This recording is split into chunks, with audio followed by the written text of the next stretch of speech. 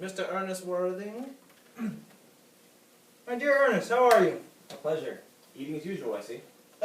I think it is quite customary in good society to have a slight refreshment at 5 o'clock. Who is coming to tea? Oh, merely Aunt Augusta and Cousin Gwendolyn. How perfectly delightful. I'm afraid Aunt Augusta won't see it quite that way. The way you flirt with Gwendolyn is quite disgraceful. I'm in love with Gwendolyn. In fact, I came here to propose to her. I thought you said you came up here for pleasure. I call that business. That is business. The cucumber sandwiches are for Lady Bracknell. You can have the bread and butter. Those are for Gwendolyn. Well, you've been eating them all this time. That is quite different. She is my aunt. And like I said, you can have the bread and butter. Those are for Gwendolyn. And very good bread and butter it is. Well, my dear fellow, you need not eat as if you were already married to her. And I fear that you never will be. Why do you say that?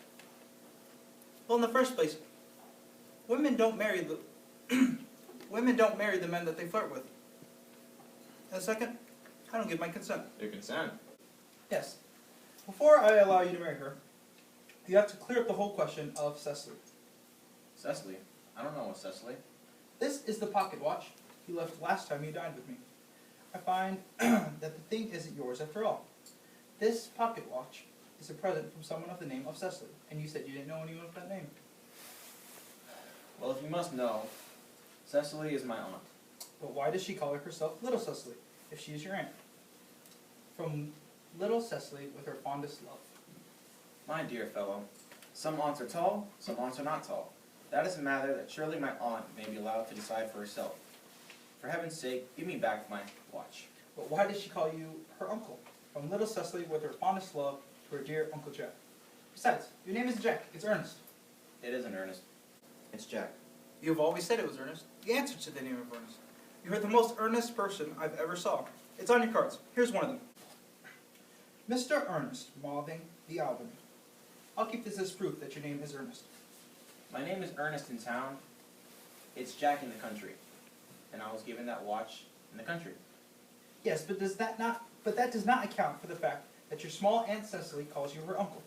Come on, boy. You have much better had the whole truth out all at once. It'll be easier that way. And I've coming to the conclusion that you are Bunburgers. Bunburtis? What on earth do you mean by a Bunburtis? I'll reveal to you the meaning of the incomparable expression as soon as you inform me why you are Ernest in town and Jack in the country. Old Mr. Tarmant Cardew, who adopted me when I was a little boy, made me his will guardian to his great-granddaughter, Miss Cecily Cardrew. Cecily, who addresses me as her uncle, lives at my place in the country under the charge of her admirable governess, Miss Prism. Where is that place in the country, by the way? That is nothing to you, dear boy. You are not going to be invited. But why are you Ernest in town and Jack in the country?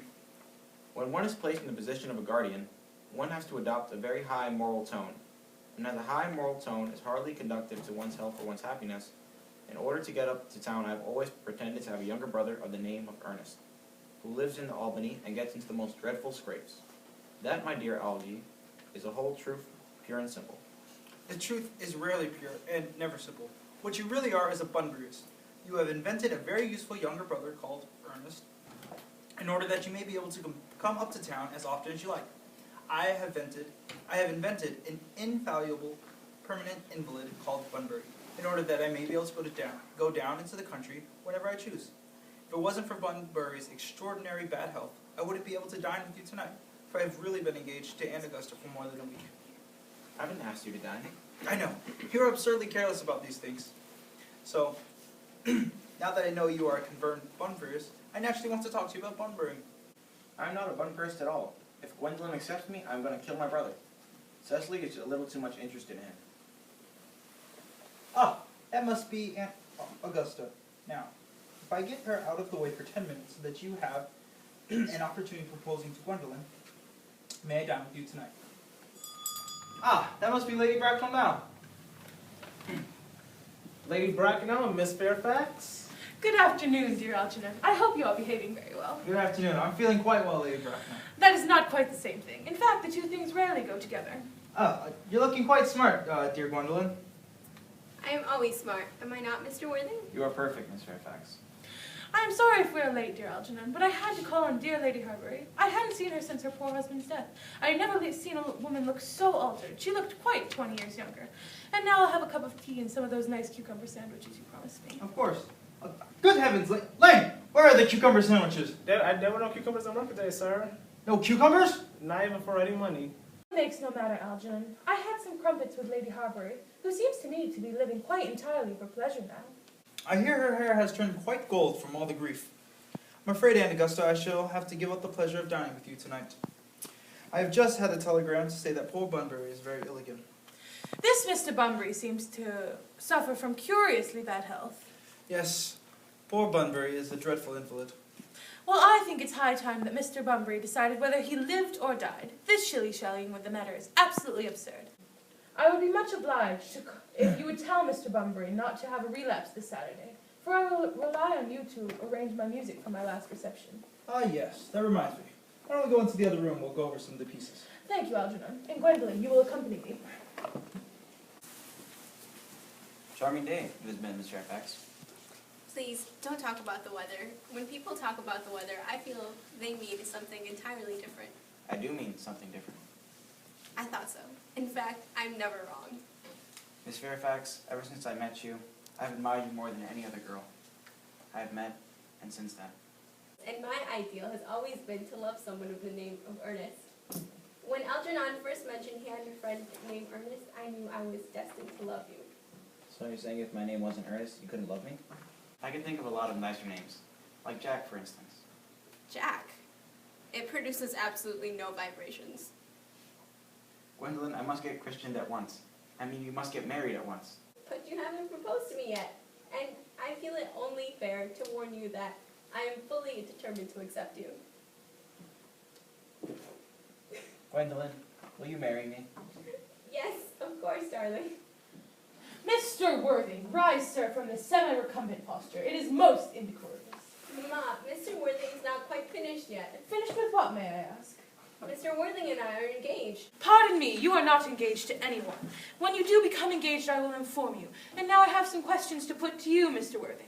While I make these inquiries, Gwendolyn, you will wait for me below in the carriage. Mama. In the carriage, Gwendolyn. Yes, Mama. You may take a seat, Mr. Worthing. Thank you, I prefer sitting. Do you smoke? Yes, I must admit that I do smoke. I'm glad to hear it. A man should always have an occupation. Are your parents living? I have sadly lost both my parents. To lose one parent, Mr. Worthing, may be regarded as a misfortune, but to lose both looks like carelessness. Who was your father? I'm afraid I don't really know.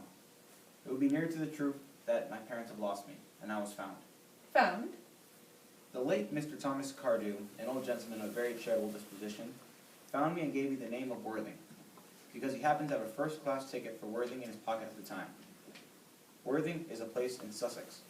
And in what locality did this Mr. Cardew, who had a first-class ticket to a seaside resort, find you? In a handbag. A handbag? Yes, Lady Bracknell. I was in a handbag. A somewhat large, black, leather handbag. Mr. Worthing, to be born or at any rate bred in a handbag seems to me to display some contempt for ordinary decencies. May I ask you what you expect me to do? I would highly require you, Mr. Worthing, to try and acquire some relations. I can produce the handbag at any moment. Mr. Worthing, you can hardly imagine that I would allow my only daughter to marry into a cloakroom or form an alliance with a possum. Good morning, Mr. Worthing. Good morning.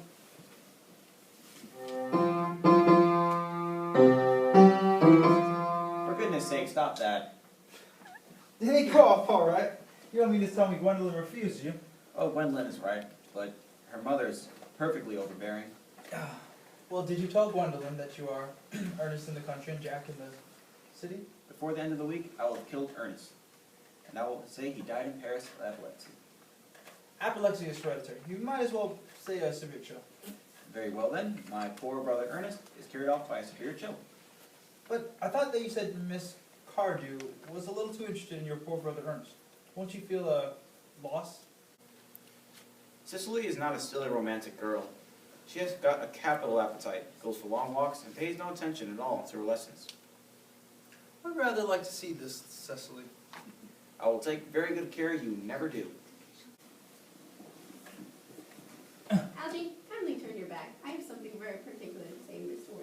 Yes, Gwendolyn.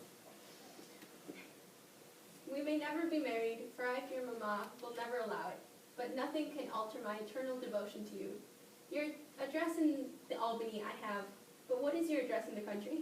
The Manor House, Woolton and Hertfordshire. Okay, thank you. I will communicate with you daily.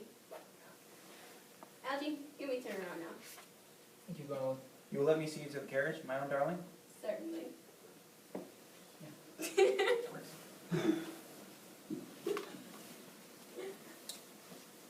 Lane, go ahead and prepare my bag. I have some bun burring to do. It is time for the intellectual pleasures. Your German grammar is on the table.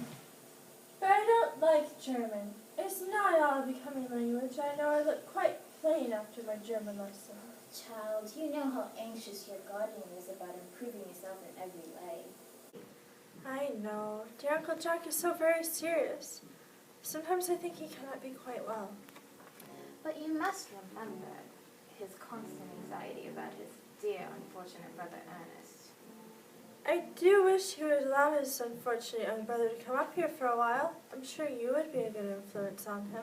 I do not think that even I could produce an effect on such an irretrievably weak and vacillating character. I am in no favor of changing a bad person to good in a moment's notice. As a man sows, so let him reap. And put away your diary, Cicely. Memory, my dear child, is a diary that we all carry about with us. I think that memory, Miss Prism, is responsible for nearly all the 3-volume novels we read. Do not speak so lightingly of the 3-volume novels, my dear child. I wrote one in my earlier days. Did you really, Miss Prism? Was your novel published? Alas, no. The manuscript was unfortunately abandoned. I used the word of the sense slightingly mislaid. Oh, I see Dr. Chasuble coming up through the garden. Dr. Chasuble, what a pleasure. And how are we this morning? Miss Prism, I hope you're doing fine. Actually, Miss Prism has just been complaining of a slight headache. I think it would do her so much good to have a walk with you in the park, Dr. Chasuble. Cicely, I did not mention anything of a headache at all. No, dear Miss Prism, I know that. But I felt instinctively that you had a headache. I hope, Cicely, you are not inattentive in your studies. For if I was Miss Prism's pupil, I would hang upon her lips. I spoke metaphorically. Dear doctor, I believe I have a headache after all. A walk might do it good. With pleasure, Miss Prism. With pleasure. Oh, and Cicely, you will be reading your political economy in my absence. And omit the fall of the rupee. I believe it is much too sensational. Hard political economy, hard geography, hard German. Mr. Ernest Worthing has just driven over from the station. Yes, but his luggage. Mr. Ernest Worthing, the Albany. Uncle Jack's brother. Tell him to come here. Yes. I'm rather frightened. I've never met any truly wicked person before. What if he looks just like everyone else? He does. And you must be my dear cousin Cecily, I'm sure. You must be Ernest, my wicked cousin Ernest. No, truly, I'm not that wicked. I promise you. Then you've been deceiving us all in the most inexcusable manner. Well, reckless, yes, I have been. Good, I'm glad to hear it. I'm sure it must have been pleasurable, although I don't think you should be so proud of that. Oh, I'm not. That's why I'm here. I'm hoping you will reform me. I'm afraid I haven't the time this afternoon. Haven't the time? I'm feeling better already with you. You're looking a little worse. That's because I am hungry.